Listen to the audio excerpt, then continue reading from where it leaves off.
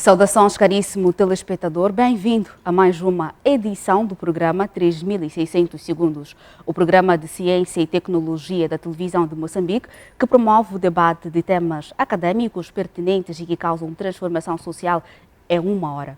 Como já sabe, ao longo das nossas edições sempre trazemos assuntos interessantes e hoje não vai ser diferente. Temos como proposta de tema convergência da mecânica, eletrônica e computação na dinamização da indústria moderna. É um tema que com certeza vai suscitar em si interesse e desde já convido-o para ficar conosco até ao fim. Como já sabe, contamos igualmente com o nosso painel principal, que é habitualmente constituído por Dr. Fazenda e por outros. Dr. Fazenda, mais um programa. Como é que estão as energias? As energias estão boas. Hoje vamos falar da mecatrônica, que é esta junção da mecânica, eletrônica e automação. Obrigado. Obrigada a nós, Dr. Fazenda. Bem ao lado do Dr. Fazenda, contamos com mais um convidado e desta feita o Dr. Jorge Taimo. Saudações, bem-vindo ao nosso programa. Muito obrigado. Estamos preparados para falarmos de um tema muito pertinente, que é a mecatrônica, e esperamos que vamos dar uma contribuição valiosa para que os nossos telespectadores e fundamentalmente os estudantes possam perceber a gênese desse assunto e enfim. Com certeza, compreender isso vai ser uma aventura interessante. Ao lado do Dr. Job, contamos com mais um convidado, desta feita o Dr. Inácio Ilhate. Saudações, bem-vindo ao nosso programa mais uma vez. Saudações, estimados telespectadores. Portanto, hoje vamos falar sobre o tema ligado à mecatrônica, que é a junção de mecânica, eletrônica e computação. Portanto, vamos discutir este assunto e ver qual é a importância que pode ter na sociedade, na indústria moderna. Está certo. Para além do nosso painel principal, contamos também com uma plateia que melhor nos vai ajudar a percorrer esse assunto com as suas dúvidas, contribuições, até porque a ciência só cresce através da discussão. Dr. Fazenda, feito isto, as habituais contextualizações sobre o assunto que nos propusemos hoje a debate. Sim, hoje nós vamos discutir acerca do tema que aí foi colocado, basicamente é mecatrônica. Durante muito tempo falou-se da existência de cursos de eletrônica, que sempre existiu, e temos muitos eletrônicos, também técnicos na área de computação ou então automação, e que há formações para isso. Na área de mecânica, há também formação na área de mecânica e mais tarde evoluímos para um momento em que passamos a ter a engenharia industrial, que praticamente trata daquilo que é o processo de gestão a nível da indústria como um todo. Só que o mundo vai evoluindo, se há grandes indústrias que têm de ser construídas, significa que há necessidade do processo de robotização. Exato. E quando nós já vamos entrar no processo de robotização, nós precisamos um grande domínio da eletrônica, logicamente um grande domínio da computação e, por outro lado, um grande domínio da mecânica, porque nós estamos a falar da indústria, sobretudo da indústria moderna e geralmente de grande dimensão. É praticamente o objeto que vai nos levar a uma discussão muito longa com os especialistas que estão aqui, como meus colegas do painel. Obrigado. Com certeza a discussão vai ser muito interessante, até porque hoje em dia a robótica tem estado a crescer e tem estado a ajudar também na medicina em várias áreas. Mas antes, gostava de convidá-lo para acompanhar a um segmento de reportagem em que os estudantes que fazem os cursos de mecânica, eletrônica e computação falam das vantagens e da importância dos mesmos em suas vidas e, por que não, para a carreira profissional. Acompanhe.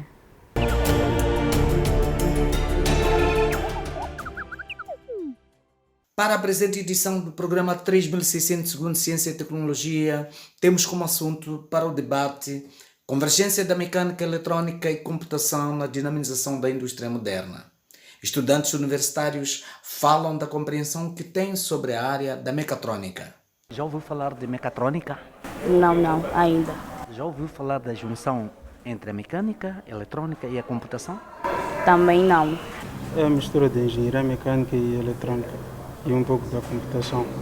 Na verdade já ouvi falar sim da mecatrônica, só que já ouvi falar de uma forma superficial, tanto que não tenho muito a confabular, mas vou tentar mesmo elucidar o que é a mecatrônica. Mecatrônica é um curso que tem como objetivo a junção das áreas de eletrônica e mecânica e a computação.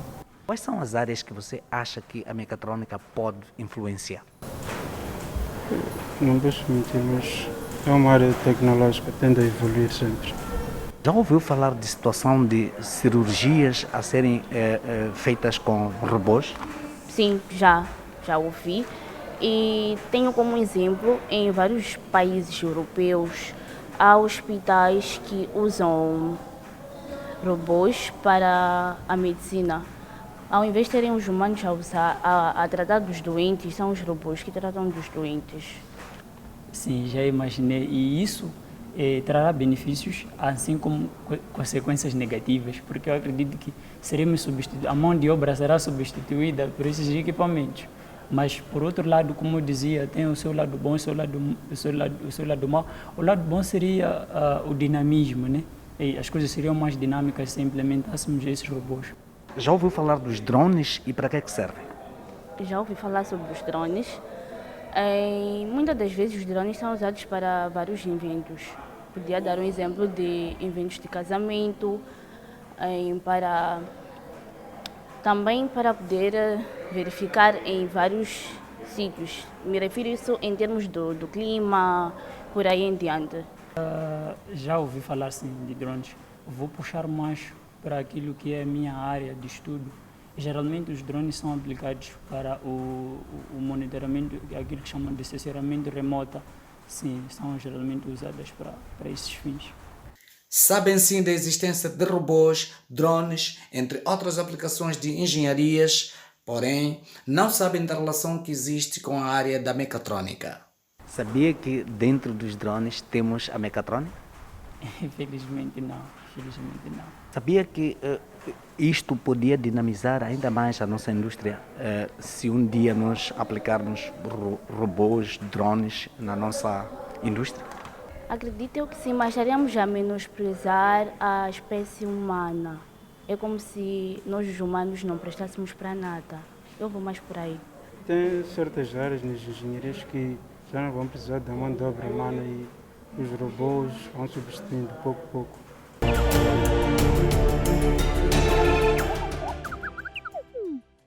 Pois bem, bastante ilustrativa que é o segmento de reportagem que acabamos de ver, em que alguns estudantes partilhavam os seus conhecimentos sobre essa área que estamos aqui hoje a promover o debate.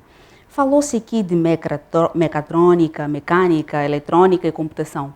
Parece ser a fusão de três nomes. Em que consiste e qual é o objetivo de difusão deste curso para que os estudantes possam se interessar para a área da mecânica? A mecatrônica, como o próprio nome sugere, portanto, é uma abordagem que integra, portanto, diferentes áreas de conhecimento. Neste caso, estamos a falar da mecânica, eletrônica, mas com forte componente, portanto, de computação. A computação, digamos que é aquilo que aglutina as áreas de mecânica e eletrônica. Para percebermos a gênese deste assunto, poderíamos recuar um pouco no tempo e voltarmos para o século II depois de Cristo, onde o homem, nessa altura, para desenvolver as suas atividades diárias, para a sua sobrevivência, portanto, recorria àquilo que a natureza lhe oferecia. Recursos, digamos, para trabalhar, recursos que lhe permitissem, portanto, reunir alimentos para poder sobrevivência. E nessa ótica ele utilizava, nessa altura, a força manual. Mas, com a interação com a natureza, foi desenvolvendo capacidades que lhe permitiram, portanto, evoluir para outras tecnologias. Portanto, como a tração animal, por exemplo. Nessa altura, sim, estamos a falar do esforço manual como, digamos, aquilo que era fundamental para desenvolver potência necessária para as suas atividades. Depois saltou, mais tarde, para o uso da força dos animais. O uso da força de animais, sim, não é? Que era o cavalo, para gerar, portanto, energia para, nessa altura, para para moer cereais que precisava para a sua alimentação, e com o andar dos tempos, com a experiência que foi adquirindo, com a interação com a natureza, foi descobrindo, foi libertando mais capacidades. Exato. Então, daí que apareceu mais tarde, portanto, a primeira máquina, não é? Que mais ou menos ocorre lá para os anos, o século XVI ou século XVII. Essa máquina pode ter sido considerada, doutor Taimo, como o princípio da industrialização? Justamente. É aqui onde começa a revolução, portanto, na área industrial. Portanto, a primeira máquina, primeiro foi a máquina a vapor, não é? Que foi começada por certos cientistas na época, que nessa altura não tinham essa designação de cientistas, eram inventores e ferreiros, e mais tarde foi se aperfeiçoando até que se chegou, portanto, a uma máquina completa, com a participação, portanto, do Watt, James Watt. Doutor Taimo, estamos aqui a falar de mecânica, eletrônica e computação. Para além dessa história toda que mostrou a evolução para se chegar até onde chegamos, gostava de saber por que da fusão dessas três áreas do saber em uma só, que benefícios pode trazer? Mas não só o doutor Taimo pode responder, mas também o engenheiro Lhate pode nos ajudar a responder a essa questão. Sobre o fato de eu ainda queria fundir. Não, é mesmo para dinamizar o discurso, para não o monopólio da palavra. Muito bem. Sim, doutor Lhate, estamos aqui a perguntar o porquê da fusão dessas três áreas do saber, a mecânica, a eletrônica e a computação. Nós temos a mecânica, posso falar do robô. O robô como equipamento é mecânico. Sim. Sim. Portanto, ele é desenhado, por exemplo, para desempenhar alguma função. E as suas peças são desenhadas como um equipamento mecânico. Mas ele, para desempenhar as suas funções, para tomar decisões, não é uma pessoa, ele não pode tomar decisões. Exato. Então, ele tem que fazer leituras e depois o computador é que tem que tomar a decisão do que ele deve fazer. Então, é por isso que é necessária a junção ou o casamento dessas três áreas, mecânica, computação e eletrônica. Até porque cada uma das partes do robô são ligadas por alguns fios condutores que carregam eletricidade para poder fazer com que possa se movimentar. Doutor, fazendo alguma questão pontual que queira fazer ou um subsídio, para depois passarmos a palavra à nossa plateia? Sim, a questão basicamente foi aquilo que o engenheiro já estava a dizer, que nós temos o robô mecânico, depois disso o que temos que fazer, ele leva consigo quer um conjunto de sensores e, por outro lado, aqui a existência de eletricidade, quer a parte eletrônica toda que lhe permite a locomoção, mas para a determinação dos pontos onde que ele tem que atuar, as coordenadas e os resultados, é a parte de computação que tem que entrar.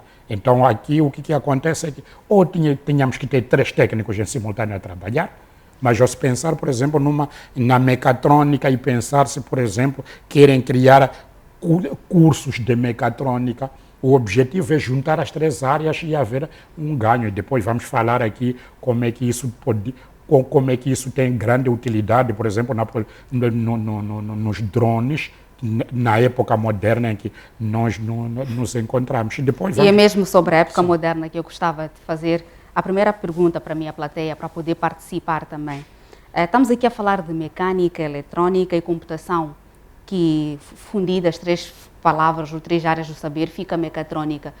Qual é o impacto que isso pode trazer para a industrialização de Moçambique, uma vez que nos dias que correm há um constante crescimento dessa indústria, sobretudo dos drones, dos robôs, e que tem ajudado a humanidade? Gostava de ouvir algum posicionamento ou um contributo. Caso não, voltaremos para uma segunda ronda. Por agora não. Parece que sim, já tem uma mão ali. Saudações, seu nome? Engenheiro Pedro Armando Júnior, sintam-se cumprimentados. Falando da mecatrônica e no seu empoderamento na indústria moçambicana, é possível perceber que a junção dos 3 pilares, que é a eletrônica, a mecânica e a automação ou engenharia de computação, surge a mecatrônica como uma área transversal de engenharia que une essas todas para podermos ganhar aquilo que é flexibilidade no processo de produção e também ganharmos aquilo que é baixo custo de produção. Então a mecatrônica em si só vem fazer com que o processo produtivo que era feito antes com 3 engenheiros, como havia dito o Dr. Fazenda, passa a ser feito talvez por um engenheiro, e isso vai reduzir os custos de produção e vai colocar o produto no mercado com maior fidelidade e a baixo preço. Então é este impacto que traz para a indústria moçambicana que vamos ter maior produtividade e menores custos de produção. Muito obrigada. Alguém mais quer participar? Sim. Saudações. Seu nome? Bom, saudações. Armando Araújo Sayete. Sim, pode continuar. Para além da situação que disse meu colega, a parte da mecatrônica vem dar a eficácia. Vamos dar um exemplo concreto num ramo de produção, por exemplo, de produção de água. Antes, água, para pôr a parte do rótulo, punha-se à mão. Tinha que pôr 3 trabalhadores a pôr o rótulo. Hoje em dia, com uma máquina, usando... É só uma máquina e a produção eleva essa eficácia e assim sucessivamente. É mais ou menos isso que poderia dar. Muito obrigado. Mesmo na parte do petróleo, hoje em dia, para além da pessoa ir lá para baixo para ligar, fazer ligações, através da mecatrônica, tudo com robôs, há uma eficácia evidente. Muito obrigada. Voltaremos para uma segunda ronda com a nossa plateia. Painel principal. Engenheiro Taimo estava aqui dizendo que queria falar mais, agora é o momento, pode falar para além dos subsídios que foram dados aqui pela nossa plateia. Bom, acabaram tirando umas palavras que eu tinha, porque ainda queria chegar a uma definição mais clara, mais elucidativa sobre este conceito de mecatrônica. Mas mesmo assim eu vou dar um exemplo, é muito mais prático nós pegarmos exemplos mais visíveis. Os carros que nós usamos hoje, portanto, um carro tem todo o sistema de mecatrônica lá incorporado, pois que ele é constituído por 2 sistemas, sistema mecânico e sistema elétrico ou eletrônico. E o sistema mecânico, qual é a sua função no carro? É justamente prover, ou seja, o carro, nesse caso, ele é uma máquina que funciona com o uso de combustível, não é? Líquido, nesse caso, gasolina ou então diesel, conforme o tipo de carro. Então, a parte mecânica tem a função de comprimir e fazer a mistura do combustível e o ar atmosférico, que contém o oxigênio, e para que depois, através de uma ignição ou uma faísca que se provoca, aquela mistura exploda e possa, portanto, acionar um êmbolo, e esse êmbolo, por seu turno, vai fazer girar um órgão fundamental, que no caso do carro chama-se cambota. E essa cambota é que produz, portanto, o movimento que faz com que o carro funcione. E o sistema elétrico é aquele que vai produzir, portanto, essa ignição. Não é? Nos carros a diesel, essa ignição é feita usando a compressão do fluido, não é? E também usando o aquecimento. E esse aquecimento provém, portanto, da parte elétrica. Portanto, temos as velas de aquecimento, que aquecem o fluido, depois quando atinge uma certa temperatura, ele explode também, tem o mesmo efeito de rotação, portanto, da cambota. Então, se quer dizer que todos esses instrumentos, todas essas técnicas funcionam como um todo? Funcionam como um todo. Então, no carro temos um ciclo completo, desde a entrada do combustível, aquecimento, explosão, depois rotação, completa-se um ciclo. Mas para manter esse ciclo, é preciso que haja alguma coisa que possa fazer isso. Não é? Certo. E a parte elétrica tem essa função.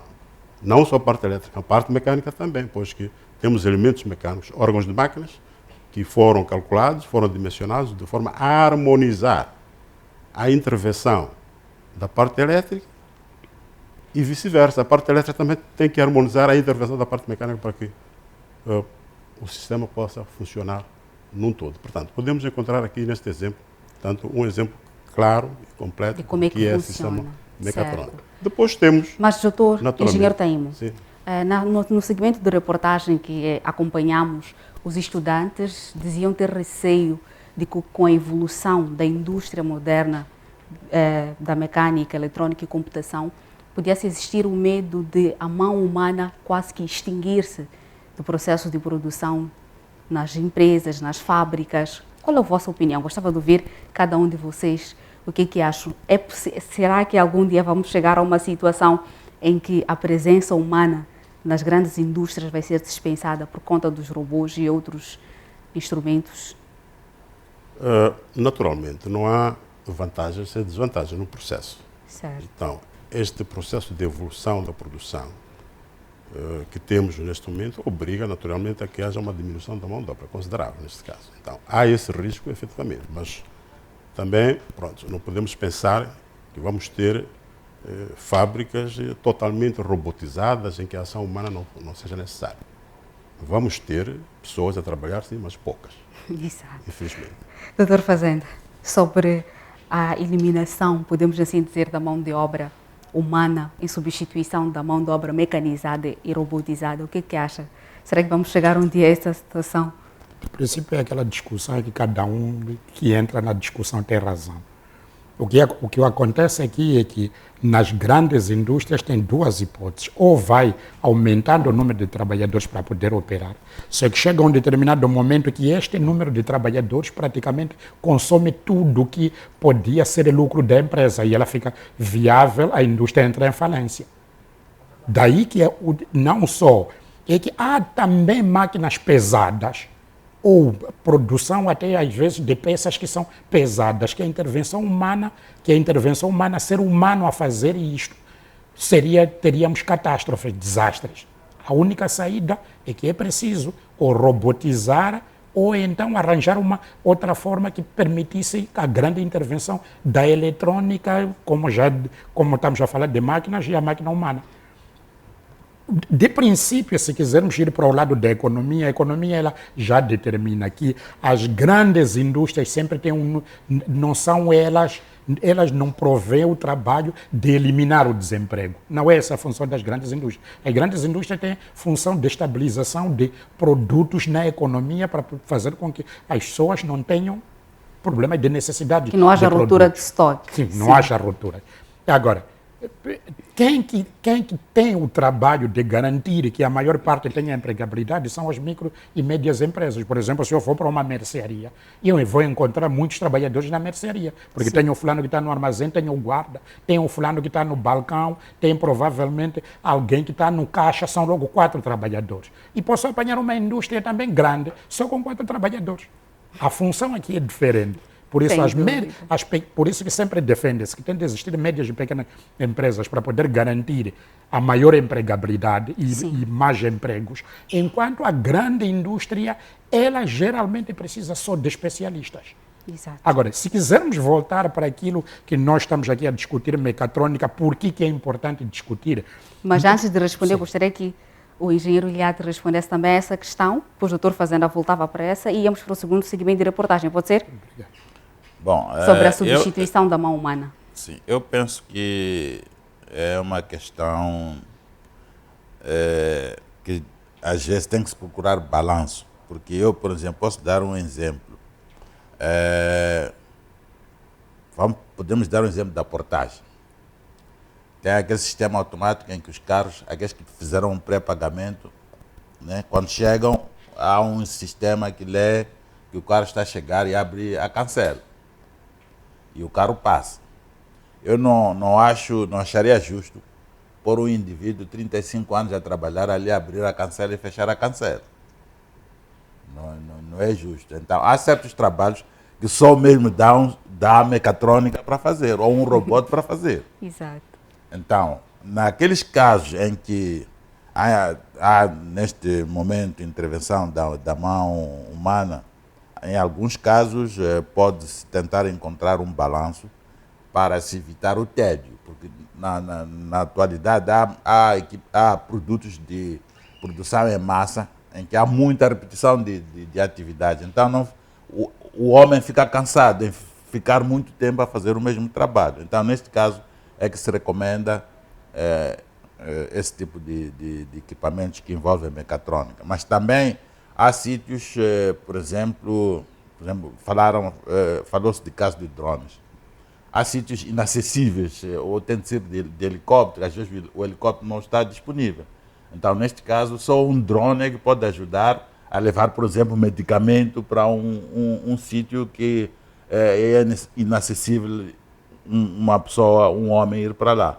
Eu queria recordar, por exemplo, uma crítica do famoso Charles Chaplin, na altura da industrialização. Havia um senhor que o trabalho dele era apertar pneus de um carro. Ele ficou 20 anos, 25 anos a trabalhar, a apertar Isso numa pneus. indústria de fabrico de carros? A indústria de fabrico, no início da industrialização. Okay. Então aquele sujeito ficou 25 anos a apertar pneu.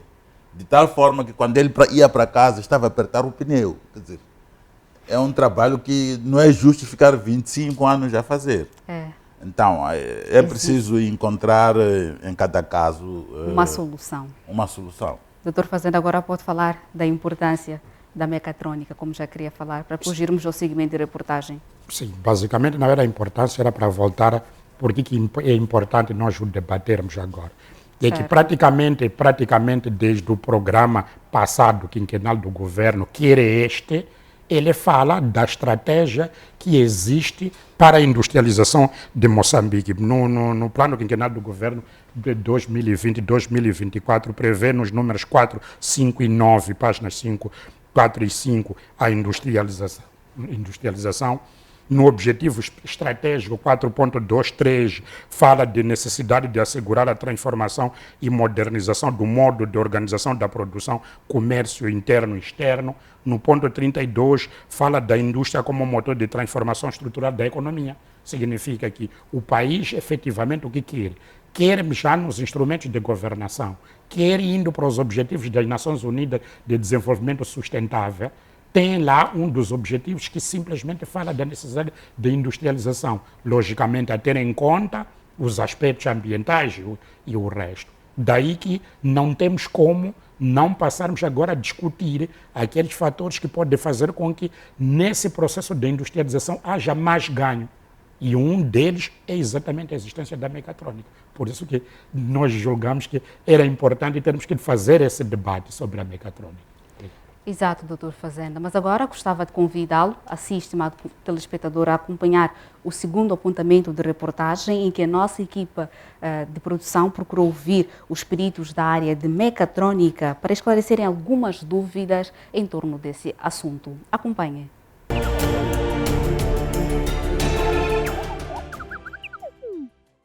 No mercado altamente concorrencial, a viabilidade das empresas passa pela sua competitividade e esta depende de sistemas de gestão industrial racional e flexível, que garantem os níveis de qualidade exigidos. É exatamente este o papel do engenheiro mecatrônico. Ele é, portanto, uma peça fundamental em qualquer organização que pretende vingar no mercado. Os potenciais empregadores têm vindo a ter consciência da importância do engenheiro mecatrônico. A nossa equipe de reportagem ouviu docentes que falam da importância desta área na indústria moderna, a começar pelo conceito básico da mecatrônica. A mecatrônica é o ramo da engenharia que combina a informática, a eletrônica e, por fim, a própria mecânica. O computador emite uma série de ordens, estas ordens passam pelos circuitos eletrónicos, portanto, de energia fraca, né? E que chega à parte mecânica que executa a tarefa final. Considera que ter domínio dessa área mecatrônica teria algum significado para o mercado moçambicano? Claramente. Digo isto porque com a mecatrônica praticamente nós teremos aquilo que chamamos de um boom no desenvolvimento da indústria, porque torna os processos mais baratos, mais rápidos e mais eficazes. A mecatrônica vai nos garantir que nós temos a mesma qualidade de produto. Portanto, o produto que nós enviamos para o mercado, se for bem programado, se for bem concebido, se as máquinas também forem bem programadas, nós vamos garantir a mesma qualidade. Considera importante a existência de técnicos formados e qualificados em automação e controle e programação de robôs dentro da linha de produção? Bastante, bastante. Bastante porque na nova indústria praticamente é tudo programável. Então, com a mecatrônica, praticamente nós produzimos muito em pouco tempo e a baixo custo. Devo dizer que neste momento que eu estou a falar com os senhores, há aqui pelo menos 2 indústrias que estão a ser montadas, a indústria ligeira, é verdade, e tem a parte da mecatrônica. E os técnicos são brasileiros. E são brasileiros por quê?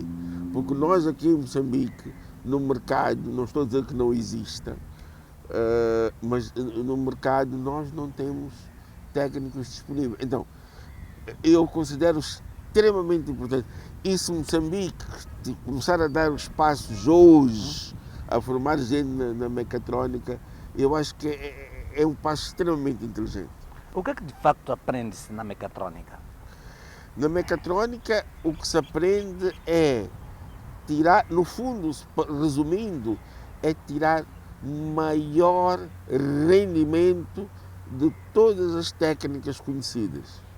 Eu tiro maior rendimento em termos de rapidez e eu corto ao máximo o número de falhas, o número de alterações e eu garanto uma igualdade de procedimentos ou de processos, de passos e força. E mais ainda, eu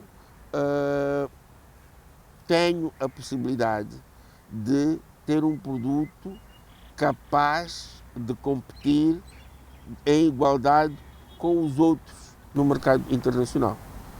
Sabe-se hoje que os médicos cirurgiões já fazem as cirurgias usando robôs. Pode nos dar alguns subsídios sobre isso? Então, utilizando a tecnologia 5G e utilizando a mecatrônica, que é a programação, utilizando a inteligência artificial, então torna-se muito prático realizar qualquer tarefa à distância, movendo robôs que estão distantes do humano que está a dinamizar a própria cirurgia. Então é muito importante e é fácil de fazer.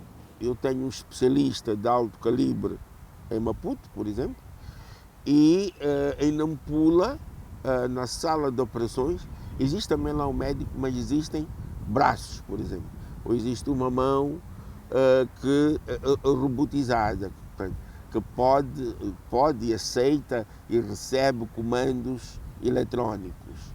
O médico aqui em Maputo, ao receber a imagem por ecrã, ele no visor, ele ao ver o paciente, ele começa a operar e a mão, estas mãos robóticas, vão fazer exatamente todos os movimentos que o médico que estiver aqui ou noutra parte do mundo, estiver a fazer.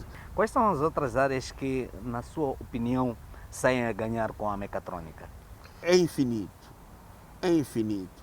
Há pouco tempo falava de drones.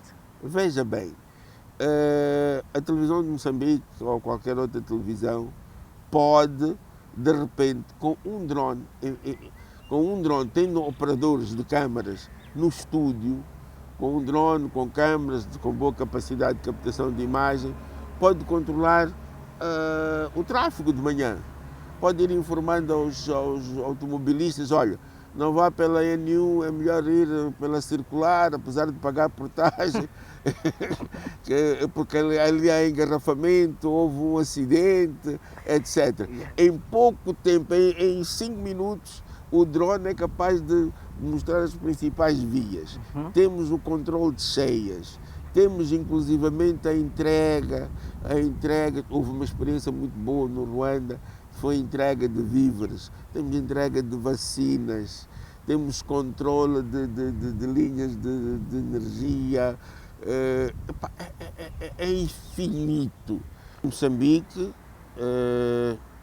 tem de começar a apostar na juventude em termos de formação, porque não basta nós dizermos que queremos fazer, nem basta dizer que eu sei fazer. É preciso eu querer, eu saber eu fazer, mas também não chega. É preciso eu fazer bem. Para eu fazer bem, a educação tem que estar apetrechada. Portanto, eu acredito que o Governo, que o Ministério da Educação, pode incentivar, pode ajudar. O setor privado, que é o que mais tem a ganhar. Muitas vezes nós pensamos que só o Estado é que tem que fazer, mas o próprio setor privado pode ajudar, pode financiar nos laboratórios, porque a mecatrónica exige muita prática. O apelo que eu deixo, não só ao Governo, mas também ao setor empresarial, é que a gente deixe de ter um discurso muito bonito somente e a gente passe do discurso para a prática, apoiando realmente as instituições para que daqui a 3, 4, 5 anos a gente comece a ter gente que sabe fazer e não gente que só tem um diploma.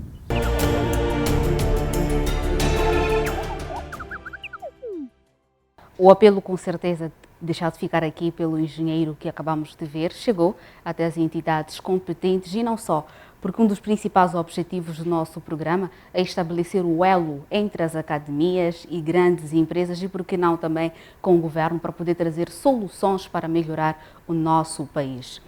No segmento de reportagem, vimos que a mecatrónica tem áreas muito interessantes. Falou-se aqui de algumas experiências de operação, de pacientes doentes, falou-se também do uso de drones. Isso realmente vai mostrar um pouco da importância que a mecatrônica tem na vida do ser humano. Justamente, como o próprio tema diz, fala da dinâmica a nível da indústria, mas a experiência mostra que não é só a nível industrial que tem um impacto positivo, conforme vimos aqui nesse spot. E, portanto, vamos dizer, seguramente, quase que sem probabilidade de falha, que a mecatrônica aplica-se em todas as áreas da atividade, né? Em todas as áreas, na agricultura, não é? Na indústria, na educação, na saúde. Portanto, resumindo, é mais ou menos isso que aquele spot nos deu a conhecer. Portanto, tem muito mais áreas de aplicação do que aquilo que o próprio tema aqui sugere. Certo, doutor Fazenda. Sim. Mesmo sobre os drones, estamos na época chuvosa no nosso país, sim. Temos recebido imagens muito reais e em tempo real de situações em que carros não podem lá passar, mas temos imagens através dos drones. Sim. Isso demonstra mais uma importância. Sim, que a mecatrônica aqui passa a ser útil porque o uso de drones permite identificar qual é o nível de cheias que, por exemplo, uma determinada região está a ter. Nós somos um país suscetível a desastres, porque temos sempre a formação de ciclones entre dezembro e abril do ano seguinte. Então, o que ocorre é que, para poder ter imagens reais do que está a ocorrer no terreno, do nível de desastre, geralmente é mais fácil usando drones, porque voamos com helicóptero, gastamos muito dinheiro, combustível e tempo, e os drones facilitam o processo. Se nós vamos reparar agora havia, eu não tenho certeza se é, mas havia aquela notícia que aparecia em todos os jornais em que as tropas ruandesas, por outro lado, usavam drones para identificar os insurgentes. Significa que estávamos a aplicar drones no exército. E ainda há uma situação como esta de uma discussão que temos tido de um projeto que provavelmente venha a acontecer, em que quer-se aplicar drones na agricultura no sentido de fazerem varredura de grandes espaços de terra.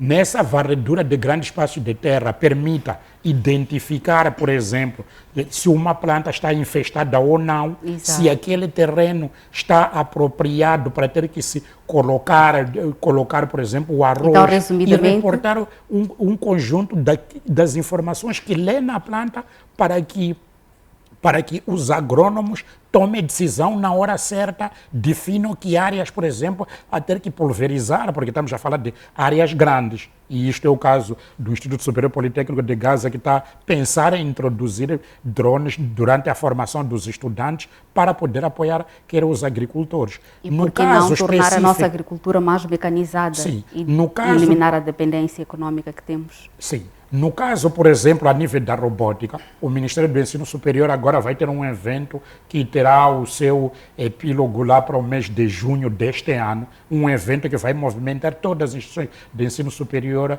acerca da robótica. Neste caso será o INTIC que vai promover o evento.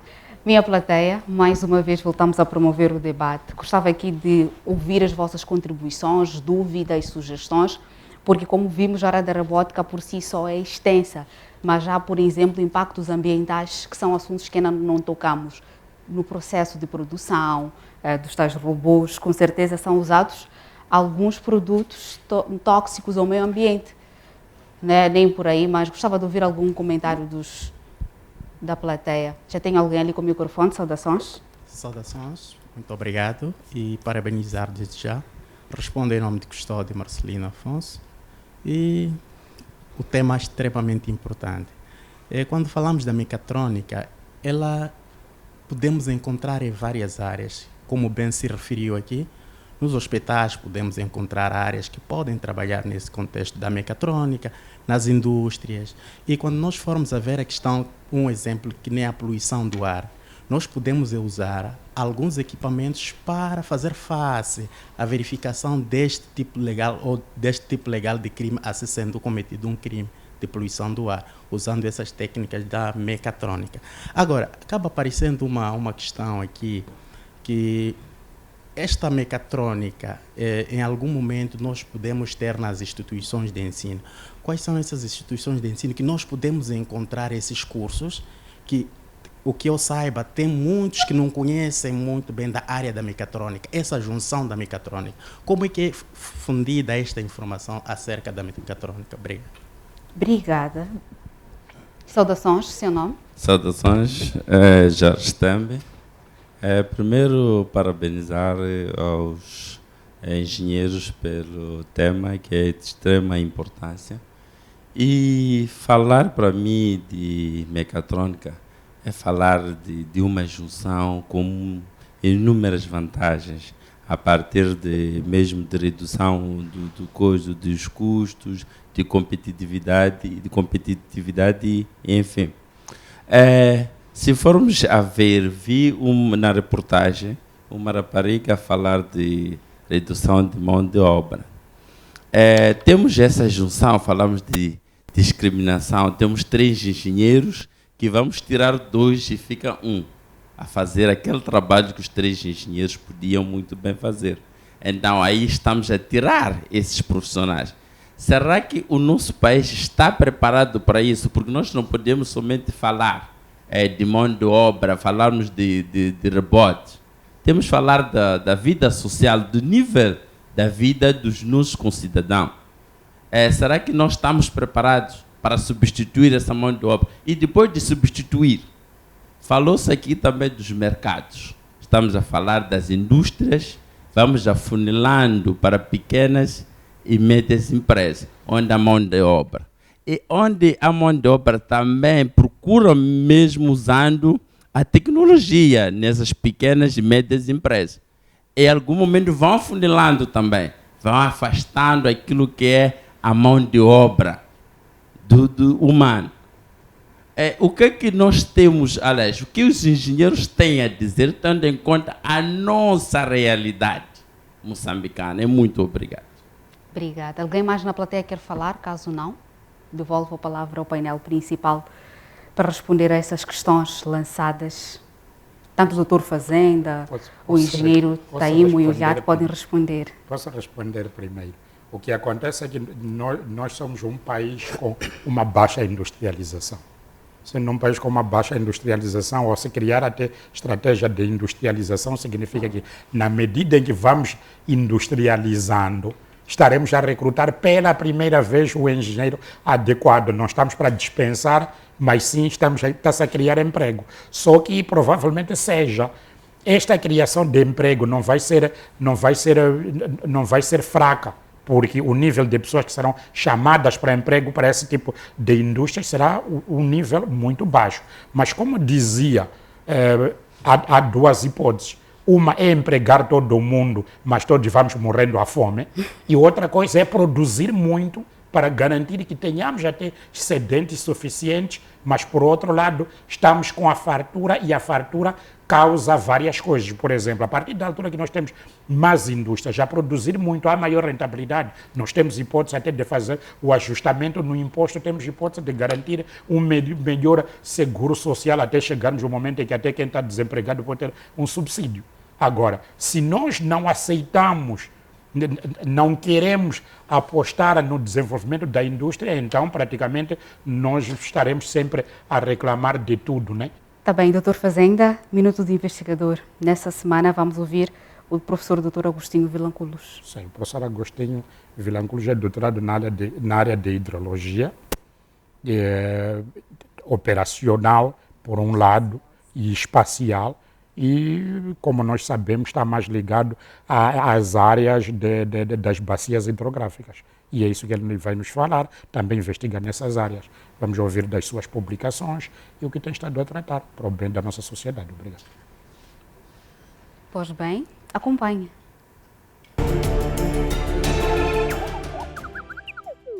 Eu sou Agostinho Vilanculos e nasci em Vilanculos, numa pequena povoação chamada Machanissa. Eu basicamente atuo na área de ideologia operacional e espacial. E significa o quê? Significa que eu olho a ideologia não de uma forma clássica, como é que ela normalmente é conhecida, mas de uma maneira de utilizar essa informação para apoiar vidas. O que tanto o inquieta que queira ver resolvido com a pesquisa que faz? Eu gostaria que Moçambique ficasse um desses dias o líder na área de gestão de cheias aqui da África Austral. Cheias muitas das vezes me parece que são negligenciadas com os outros países porque estão a montante. E nós, como um país ajusante, temos que liderar isto. Tem que ser uma matéria de Moçambique, dominada por moçambicanos, feito por moçambicanos, e depois podem vir alguns valores adicionais que vêm de fora.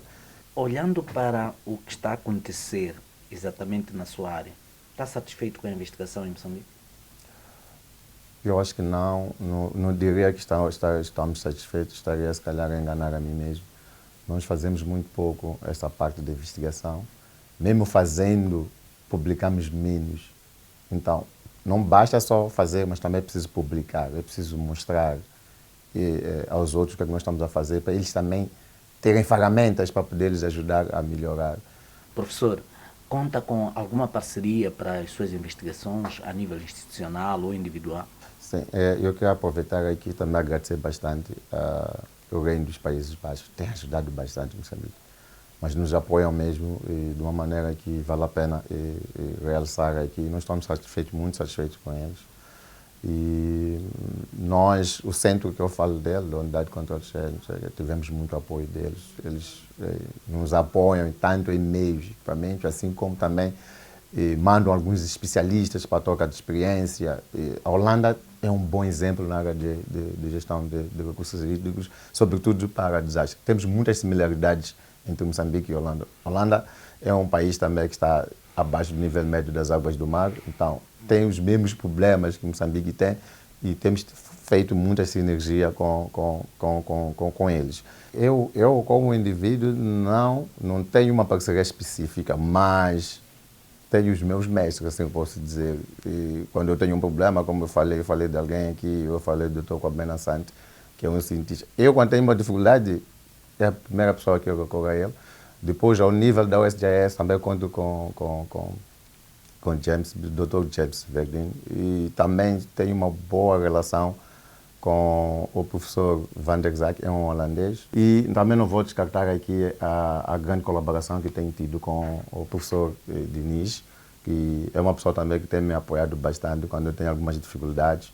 Temos sentado, discutir e, aliás, ajudou, ele é que fez a parte da revisão técnica do meu livro. Podia partilhar conosco as suas publicações? Uma primeira publicação que eu fiz era de avaliação da disponibilidade de água para a bacia do Lupombo. Será que a barragem de Massingiri tinha capacidade para satisfação daquelas tantas necessidades em termos de demanda que era necessário? Eu fiz essa pesquisa com o professor Diniz e fiz também com o professor Van der Zaag. Eu é que fiz toda a parte da análise em termos de estimativas de demanda e nós recomendávamos que sim, para aquilo que eram os investimentos naquela altura, havia capacidade para poder fazer a Massingiri, mas tinha que se fazer algumas melhorias em termos daquilo que é defesa contra os cheios, porque uma vez que não era regulado, o Lupombo do outro lado. Esta foi uma pesquisa que foi publicada até numa revista internacional, Physics of That. É uma revista relativamente muito exigente para a publicação e nós conseguimos fazer passar este artigo com muito orgulho. Em 2008 eu publiquei também um estudo que eu fiz com a Bena Santi e Agostinho Vilancourt, que eu acho que é um dos estudos mais, para mim, mais bonito que eu já vi. E também que exigia um nível de esperteza que não são todos que têm essa esperteza, só assim que nós conseguimos realizar. O estudo dizia que é para a avaliação do impacto das mudanças climáticas nos recursos hídricos, ou na hidrologia. E era uma parte ideológica, fizemos numa equipa grande, que haviam outros especialistas também que estavam a olhar a questão dos ciclones, a questão costeira, que depois isto foi materializado e fizemos um relatório que depois terminou para o INGC na altura, que foi a partir dali que Moçambique começou já a procurar estratégias e financiamentos para lidar com questões do clima, de mudanças climáticas. Mudanças climáticas para Moçambique nem se sabia de onde começar. O que foi interessante nessa pesquisa é que era preciso trabalhar com modelos globais e eu pessoalmente não tinha a noção do que significa trabalhar com um modelo global, de circulação global da atmosfera, que faz as projeções da precipitação futura e depois tinha que trabalhar com muitos dados. Para que sei que não, eu trabalhei aqui mais ou menos com mais de 100 mil dados e era muito número, que eu às vezes até dormia e sonhava com aqueles números para poder baralhar. Mas, na verdade, era para dizer o que era para sair com uma resposta. O que vai acontecer em Moçambique até 2060. Esse que era o caso. Temos que perseguir. Moçambique tem que fazer o quê? Primeiro, o que vai acontecer com ele? Vai ter cheia, vai ter seca. Como? E depois, o que Moçambique deve fazer para poder fazer face? Não tinha nada escrito na altura. Algo em manga? Sim. Para as próximas publicações? Sim. Eu agora, como eu dizia, vou lançar meu livro, que já está pronto. E para mim, acho que é um passo à publicidade. Eu já tenho aqui a mostra, né, que eu penso que é um livro que vale a pena. Eventos de climatológicos extremos, métodos de análise e previsão. Após termos acompanhado o Minuto do Investigador, voltamos mais uma vez aqui ao painel principal e desta feita para o engenheiro Taimo para dar o segmento às respostas, às perguntas assim que foram lançadas pela plateia sobre se o nosso país está preparado para aglutinar 3 cursos em um e reduzir a mão de obra. Eu penso que a resposta foi bem dada aí pelo Dr. Fazenda. E queria, portanto, reforçar, a nível da Europa, nós temos estado a acompanhar que os cidadãos europeus, mesmo que não tenham emprego, eles conseguem mesmo viver com subsídios que o Estado disponibiliza. Portanto, isso é tomada de consciência das consequências que a mecatrônica ou o desenvolvimento, portanto, das tecnologias traz. Como eu disse, não há vantagens sem desvantagens. Não é possível, efetivamente, evitar isto. Mas é preciso arranjar soluções e eu já tinha esboçado aqui algumas soluções na sua intervenção anterior. Estamos aqui a falar sobre a incentivar para que mais pessoas possam se interessar pela mecatrônica, que é uma área que ajuda a industrializar o país, a tornar a economia cada vez mais crescente. Mas, por outro lado, tem a parte negativa, que são os impactos que a industrialização causa. Será que os formandos das vossas instituições são preparados para fazer um estudo ambiental sobre os possíveis impactos que qualquer tipo de atividade industrial possa causar para o meio ambiente, tendo em conta que hoje em dia temos estado a assistir a eventos calamitosos resultantes de o homem poluir o planeta Terra? Essa questão está aberta para os três, podem responder. Mas eu gostava de ouvir, o Dr. Olhate parece que gostou dessa questão. O que eu poderia dizer é que a indústria, tanto ligada à mecatrônica, é uma indústria qualquer. Sim. E eventualmente pode ter atividades que possam poluir o ambiente. Então, a poluição do ambiente devido a essa indústria deve ser tratada como indústria qualquer, né? Sim. Do modo geral. E na formação de engenheiros hoje, o engenheiro é educado a escolher para o design do equipamento materiais recicláveis para evitar a poluição do ambiente. Isso se aplica também para a indústria de mecatrônica. Então, os engenheiros estão formados, são educados para saber fazer o design de equipamento usando materiais recicláveis para evitar a poluição do ambiente. E para todos, em jeito de considerações finais e respondendo à questão que ficou lá da plateia, em que instituições de ensino no nosso país nós podemos encontrar a formação em mecatrônica? Muito obrigado. Se nós estamos aqui, estamos, portanto, cumprindo o programa de divulgação deste curso de Engenharia e Gestão Mecatrônica. Certo. Portanto, este curso pode ser encontrado, portanto, na Universidade Técnica de Moçambique. E, para tal, convido a muitos estudantes, principalmente aqueles que acabaram de fazer agora o ensino médio, que estão procurando instituições de ensino superior, portanto, convido-os a fazer parte deste curso. Como se disse, e segundo aquilo que é a realidade, segundo aquilo que é a previsão do futuro, embora nós tenhamos as nossas dificuldades como país, mas vai chegar uma altura em que não haverá nenhum engenheiro que vai trabalhar numa empresa que não tenha esse conhecimento de mecatrônica. Pois que as máquinas são projetadas hoje, as máquinas são vendidas hoje, estão programadas, portanto, para atender a essas exigências, portanto, de produção. E então significa que, se nós não nos prepararmos, vamos correr o risco de não podermos trabalhar em nenhuma indústria moçambicana, embora estejamos ainda num passo ainda mais ou menos atrás em relação a outros países. Doutor Fazenda, considerações finais?